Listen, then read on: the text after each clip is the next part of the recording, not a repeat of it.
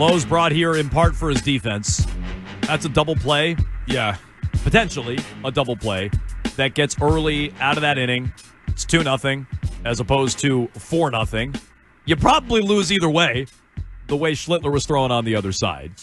But that felt like a significant play, at least from giving your team a little bit of hope and feeling like all hope was lost. Yeah. Did you hear any of Nathaniel Lowe prior to the game? I don't know if you caught any of this. Yeah, he was like, yeah, this is, I'm nervous, but this is fun, something like that, right? Yeah, like he's like, I didn't sleep last night. He's like, you can hear my voice is shaking. I was like, wait a minute. This guy has like World Series experience. And he was so nervous. Like, I get the old, like, oh, I got butterflies or whatever, right, before the game. But he was talking about, like, how nervous he was and how he couldn't sleep at all. I'm like, oh, I don't have a lot of confidence in that. That doesn't feel great. As conversely, and not that he had, like, a great game or anything, but Alex Bregman was asked about it. He's like, this is going to be fun. Yeah. Like, Alex Bregman, like, couldn't wait for, like, a big-time elimination game in Yankee Stadium. Nathaniel Lowe was like, I'm so nervous. My voice is shaking. It's over. We are screwed. Like, oh, that guy had an error in the game? Like, Weird. no kidding. His glove was probably shaking. Like, I was like, I don't love the confidence there. And I didn't really put it together in real time. Like, I heard that comment because he was up. He was at the podium because they announced that he was starting or whatever. And I'm like, what a weird thing to say. Yeah. And again, for a guy who's been in a lot of big games. He's not Cam Schlittler or Connolly Early, who you could tell if they were a little nervous. Neither one of them showed it if they were. But this guy that you thought, would be more of a veteran player compared to more playoff experience than a lot of what the Red Sox have. Real quick, to close the loop, Ish, I mean, we'll take your thoughts on it all day long, but to close the loop on the most hated Yankees, a lot of pushback that neither of us had A-Rod on there. Yeah, I don't really hate A-Rod. I would say some pushback. This is one that I didn't consider. It's a good one. Clemens? So, and maybe this is me more just wanting all the Royd guys in the Hall of Fame. So, like, I get the thing with Clemens, but Clemens also, you got to remember, going all the way back to it, the Red Sox didn't want him anymore. So he left. Now I know, and then he went to Toronto for a couple years. Then he went to the Yankees. So I personally never really hated Clemens. I get it. I think Clemens and A-Rod would be on a lot of people's lists, but they're not on mine. If you asked me in 03, 01, my list would look a lot different. Yeah. But because the Red Sox have won, most of the really good Yankee players, like, I still don't like Jeter, but the guys who really bother me are like the bum players, and maybe that's too harsh for Paul O'Neill. Well, like Kareem Garcia. Yeah, like those guys is what now sticks out in my head where I'm like, those guys sucked. Yeah. And they acted like they were God's gift to baseball. Like because they were the 20th guy on the Yankees. Because they just happened to be on the Yankees with these stacked rosters that just won before they even threw out the baseballs every year. Yeah. Like those are the guys that still to this day really piss me off. Mm-hmm. But we have different lists. That's fine. Somebody also pointed out Clu Hayward is not a real person. Which was a good observation. No way. Saw him in a movie. 617-779-7937. While we're here, Kevin's in Brookline. Go ahead, Kevin. Hey, guys. How I enjoy the show. Thank you. A couple, maybe omissions, maybe not, but my three most I hated the most was Mickey the Rat Rivers, who I always detested. Thurman Pie-Face Munson, God rest his soul, but he was always incredibly annoying. And Pant-Load David Wells.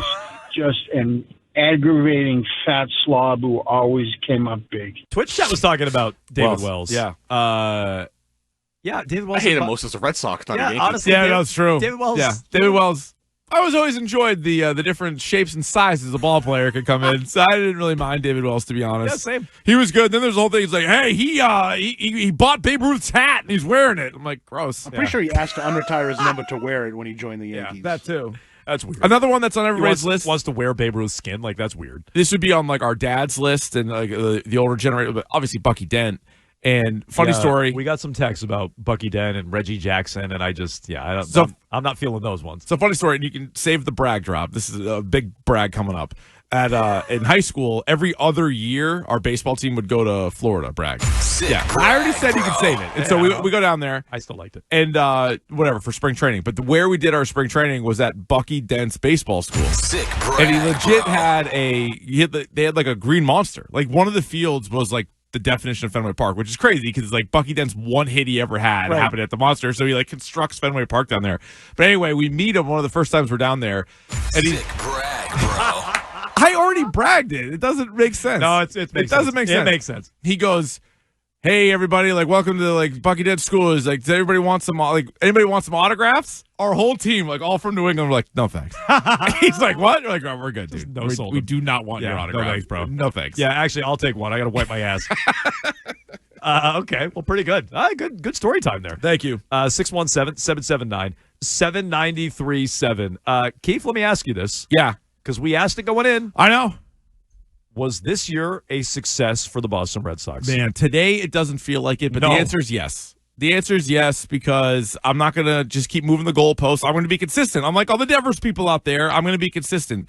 And a month ago, I think we might have asked the same question. And I said, you got to make the playoffs. And they were in the playoffs, and they were like letting their lead slip away. We're like, oh, could they win the division? Oh, wait a minute, could they miss altogether? And it was touch and go, especially after the Roman Anthony injury. And so I said then, as long as they make the playoffs. They made the playoffs. Garrett Crochet was dominant in game one, and then sadly they lose the next two games. Baseball, to me, is the ultimate crapshoot. Like, it'll be interesting to see what the World Series matchup ends up being. Could be, a team like the Tigers, for all we know, that had this huge lead, let it all slip away, and then had to go on the road in the wild card round. It could be, it still could be anybody. So for me, yeah, it's a tough day and time to say yes. Be like, great season. No, it's super frustrating, but overall, after a team that hasn't made the playoffs for 4 years, to get in, I think it is a success. So I would answer it the same way. Like, if we got to be black and white, no gray, binary answer, yes or no. Yes, this year was a success. Now, there was a time, Keith, in late August, I guess it couldn't have been early September, middle of August, late August, where they were red hot. I revised it upwards. I'm like, I think they now have to win a round. I think they have to advance. And then Roman Anthony got hurt, and I revised it back down. I'm like, just get in. That will be a successful year. Now, what complicates it is who you lost to and how you lost. Yeah. I mean, I think the Yankees are the more talented team, I guess. They had a better season. They had home field for a reason. But the Red Sox dominated that matchup. They could have, maybe even should have, won game two. So all of that makes it very frustrating. And I don't want to let them off the hook for the failure that was last night, which, again, was just lifeless, gutless, dead man walking performance, which was embarrassing, shameful. Is what it was. And game two, the way they lost was just gut-wrenching and gross. So I don't want to let them off the hook for any of that. Right. But this was a small S success for the Red Sox this year. They had to make the playoffs, and they did. Yeah. Here's Alex Cora on that question. He doesn't necessarily answer it the way we did, but I kind of liked his phrasing on this. Alex, how would you sum up the season? Tough early going, improved throughout the summer, yet disappointing ending? I mean, we didn't finish the way we wanted, so that's not great. But we'll sit down and reflect how the season went. We'll talk about it in the upcoming days. But as an organization, compared to other years, I think we took a step forward in certain areas. Like I always said, we're not a perfect team. We are a good team that needs to keep improving. And let's see what the offseason brings, but I truly believe we're going to keep getting better. Okay, so the question is, was it a success or no, which to me is a harder one to answer. But if you use Cora's wording, it was a step forward. Like, I do think that's fair to say. And now everybody crying about ownership. I do think that their gripe is going to be amplified now. Ownership has to go out and spend this offseason. Breslow, you're back under the microscope. You don't get credit forever. Because you traded for Garrett Crochet. I think you get credit for it this year. But you're going to go out and do it again and improve the team. And John Henry, you have to spend. Now you have to use that Devers money that you salary dumped at the trade deadline. You were proven right. That was the right move. Whether it was for the right reasons or not, I think it was. I think subtracting Devers allowed them to make the playoffs. Yep. I don't think they were making the playoffs with Devers. How do I know? They weren't on pace to while he was here. They missed it the last 3 years while he was here. But now you have to come through and spend that money and replace him. And Breslow, you're back on the clock. You have to go out and do it. So it was a step forward, but now you got to cement it and take another step forward next year, because just making the playoffs next year won't be acceptable. No, agreed. And now, too, like, you had a lot of young guys come up and played bigger roles than you anticipated for this year, and they were really good. Unfortunately, a couple of those guys got hurt. But Roman Anthony, Marcelo Meyer, and then take it one step further, Peyton Tolley and Connolly early, I don't think were expected to be in the positions that they were in, and they all helped you quite a bit to get to where you were. This team was 5 games under 500 on June 6th. and then they finished the season 16 games over 500. So it was kind of teetering there for a little bit. We all predicted them to make the playoffs. I know we talked about Alex Cora's comments right after the season ended. He was kind of wrong about this. I think most people thought they would be in the playoffs. But then the way the season got going, you're like, oh, wait a minute. I thought maybe Tanner Houck would be a part of it. He isn't. I thought maybe Cutter Crawford would play this year. He didn't. I thought Tristan Casas might play. He didn't. I thought Rafael Devers wouldn't be a giant turd in the clubhouse. He was. He was. So, like, you had all these different things that you had to figure out on the fly, which they ultimately did. They made the playoffs in what was a very competitive, I wouldn't say good, but I would say competitive American League. And they got in. And they even took game one. Like, I thought you had some real positive things that happened this year. Garrett Crochet was a Cy Young candidate. Some of your young players played really well. And, yeah, there's a lot more to do this offseason. I'd be a little bit concerned about that. You know, how much will John Henry be willing to invest in his team? It should be set up for him to do it and still be under the Devers deal. Like, you got out from the Devers deal, so now can you use not even all that? I'll be realistic. Can you use 75% of that money and help your team in the near future? Because they're not that far away from being even the best team in the American League. So was it a success? You know, and it doesn't feel great today because losing to the Yankees sucks, and that obviously complicates things. But I'd say they did what they had to do this year. I got to pick one or the other, success or failure. Those are your options. That's it. It's like Rotten Tomatoes, up or down. Right, not gray area in between. Nope. Did they succeed or did they fail? They succeeded, but there's more to do. And I'm with you on that. John Henry remains a problem.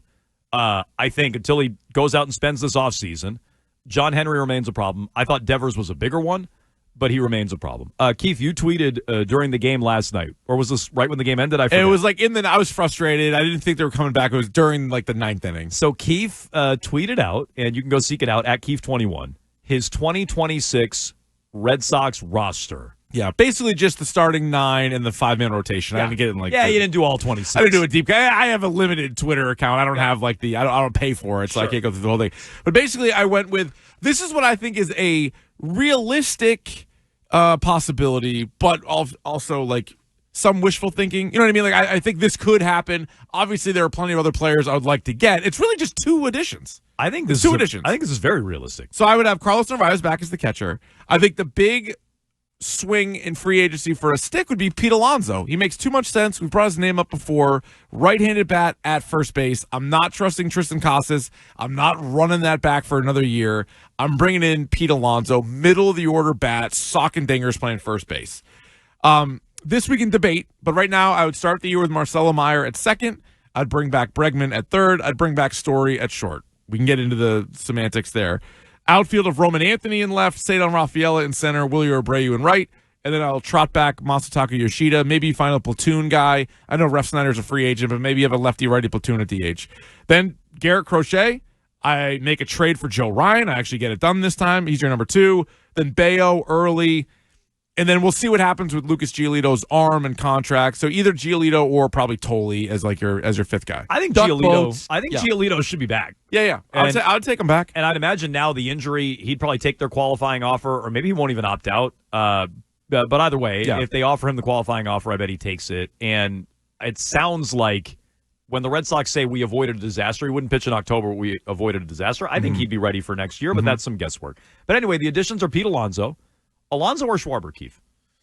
Oh, man. I say Alonso. Yeah, and probably Alonso. Schwarber in a vacuum is better. And I love Schwarber when he was here, and I hated that they didn't bring him back. Well, I want Alonso's the better fit. So Alonso's the better fit. Defensively and righty power bat. He's the better fit on this team. He is. But if Bregman and Story are both back, I think you can take in Kyle Schwarber. Oh, I mean, because it's another left. I mean, you can take him no matter what. Yeah, I mean, always it's 50 home runs. Like you'll take the guy. If this were John Henry 20 years ago, they'd get both. But But now let's be realistic. So who's playing for? Like, is Yoshida still on the other team? Because like I'd rather Schwarber DH than do anything else. I don't really want Schwarber at first base. So then I guess therefore Pete Alonso. You can sign Schwarber and put him wherever you want. Pete Alonso. And out of those two, I think it's an easier kind of fit. They obviously like the flexibility at DH.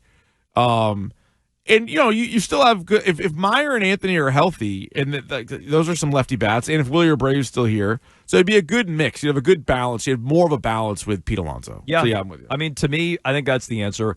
What does it take to get Joe Ryan? So they want Duran. Like, I know we're both done with Duran. I thought he'd come through last night. He didn't. I didn't want him in the lineup in game 2, so I was already teetering. Duran, Justin and DC called yesterday, called him a choker, and we're like, look, you might not be wrong. Let's see how it goes. So the Red Sox got Garrett Crochet last year for just prospects. Now, one of the prospects was Kyle Teal, who's one of the best in the system. So I'm sure the Twins would ask for Tolley or Early. I don't really want to do that because I would have those guys in the rotation. I don't think they'd want Duran. Maybe you can trade Duran to somebody else for a high prospect and put that guy into the deal. I would say maybe any other prospects outside of those two. How about, I would give him Willie Abreu if they wanted him. Okay. I have him currently in my right field, but I would give him him. If they wanted Duran and 2 prospects. Now, the talk at the deadline was, and Bradfo wrote this, Breslow was offering 2 of 3 prospects. Tolley, Password, and I'm blanking on who the other one was. Probably Arias or Luis. Or It might have been. I forget. I'd give him Password. Okay, me too. Yeah. And I'd give him Tolley. You would. I mean, for Joe Ryan, he yes. just throws heaters. He does. But it's like, if they want... And I think Connolly Early being really good gives you that flexibility of, like, we still have a homegrown pitcher, cost-controlled pitcher. If they want Duran and 2 prospects, and Tolley's a prospect, Early's a prospect... I can't imagine they want Duran. I mean... I don't either, but I'm just saying, if some sort of deal like that, maybe they're trying to buy low. He's still pretty affordable. So between Tolley and Early, I would keep Early over Tolley. So I would rather have Tolley long term, but I would move either of them. Early's got like 6 pitches. Tolley has 1. I know, but Tolley feels like he has ceiling. Whereas Early might kind of be what he is. But I wonder if Tolley's like a closer. He could be. I don't know. I wonder if he's a starter. He may not be a star. I mean, he wasn't this year. But I don't know. He also got called up to the bigs way before we expected. And if he adds another pitch, look out. Now, the reason why I even say that is because I see like on the Twitch chat, it's like Tolley and Early, you can't keep both of those guys and get Joe Ryan. You might be right.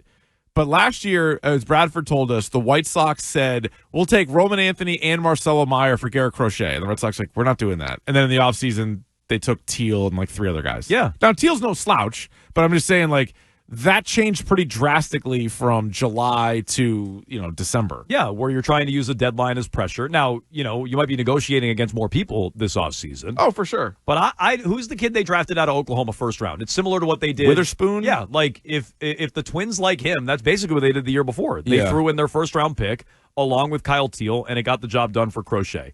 And Crochet should cost more than Joe Ryan. 617-779-7937. You could jump in there. Oh, by the way, real quick. Alex Bregman after the game, what'd you make of this, Keefe? He was very terse and upset to even be asked about his future in Boston, which I guess some people will be like, hey, man, he just lost the game. Leave him alone. I look at it as you have to ask that question there. The guy's probably going to go run and hide for the rest of the offseason. I think it's fair. So you're not going to get a chance to talk to him again. But I guess different minds can agree to disagree on that one. Here's Bregman when asked about his future last night. Alex, you said they have a bright future with a young group. Is this a clubhouse you could envision being a part of if both sides can come to an agreement? Of course. Not even thinking about that at all right now. I'm thinking about the game that just happened. Alex, when you talked about future not being on your mind, so excuse the question, but with that decision coming in the next month, what are the next few weeks hold for you in terms of that, thinking about it? I'm going to think about this game and the guys in the room and start my off season and get after it and become a better baseball player. So I think, like, first of all, you 100% have to ask because you might get a Juan Soto, Pete Alonso type answer, right? Like every once in a while, a guy just kind of really kind of tells you, I'll go to the highest bidder. See you later, guys. I'm ready for it. And so Bregman not going that route, but I think it's up in the air. But I was never entirely fearful that he was gonna leave. Now he might opt out, but you could still re-sign him, or he just opts in. It was a little overblown how good he was this year. I think he's an amazing clubhouse personality. He might be our manager of the year when we give out our year-end awards. He has a good shot at manager of the year for the Red Sox, but he missed a ton of games. Didn't have really any power in the playoffs. What did he hit 18 dingers or whatever for the season? Yeah. So he was good, but I think it was a little overblown. how good he is somebody giving him $200 million? I don't think so. I don't think so. And again, this is a guy who loves Bregman. And it's like, for all the people's swings that he fixed and all the pitchers that he gave him little tips to fix, it would have been nice if he fixed his own down the stretch. Like, instead of handing out all these other tips in September, like, maybe fix your own swing and then let everybody else know what they're doing wrong after the fact. So, look, I love Bregman. I think they needed a guy like that who had been there, done that, leader. He's the total opposite of Devers. So I like all those things. But I do think his success on the field was overrated. I want him back. I don't think teams are going to be lining up to pay him. But that's also an indication that it wasn't as good on the field as we thought. I didn't think his answer told us anything about him leaving. Nick, I know you read into that. I was talking to Twitch Mitch down the hall. No. He's like, oh, he's definitely gone the way he read it. I didn't read it I've that also way. been pretty convinced he's going to opt out anyway. Well, that's fine. And if you already felt that way, you felt that way. I don't think the answer told us anything. I just think he was in a His second half, pissy by mood. the way, 63 games, 7 home runs, 27 RBI, hit 250 with a 727 OPS. Like, maybe instead of in the telling second Nate half. Lowe how to fix his swing, maybe fix your own. Like, do you think his market now is a lot better than it was last year? No. Me neither. He's a year older and was hurt again. Right. And we already saw what those offers were. And so, yeah, you can, now there's inflation, but, like, how much more is he really going to get? I'm not worried. I think he's on the team next year. I don't think it's a foregone conclusion he opts out. And if he does, they can still pay him. Yep.